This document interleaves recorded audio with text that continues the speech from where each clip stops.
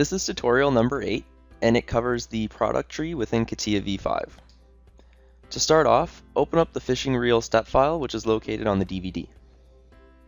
So what I'm going to do in this tutorial is I'm just going to give you a little bit of an overview of the product tree in Catia v5. So your product tree is your tree on the side here, and it includes your assembly, your parts, all the features that go in to make up your part. Now, if you click to expand, you can click and expand and go down levels to see everything with your part. So in your tree menu, you're going to have all the features, all the steps, and it's going to show you and list everything that is taken to create that component, your part, and the assembly. Now if you click F3, you're able to toggle the visibility of your product tree.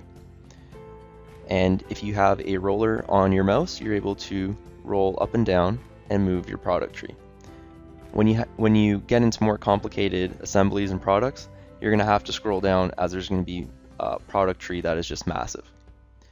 Now, if you ever click on a bit of the branch such as this, you'll notice that your whole assembly turns gray.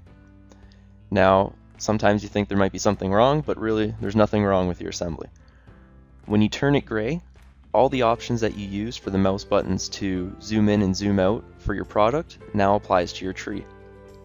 So if we try to zoom in and zoom out, it changes how large or how small the tree's visibility is to us. So if you need to look in a little bit deeper, zoom in. If your product tree is too big and you want to pull it back, you zoom out. So this just gives you the option when you click on it to zoom in and zoom out and adjust how big and how small your product tree is. To exit out of this, all you have to do is click on the tree again, and your part's going to go back to its normal visibility, and when you go to zoom in and zoom out, it's going to be on your part.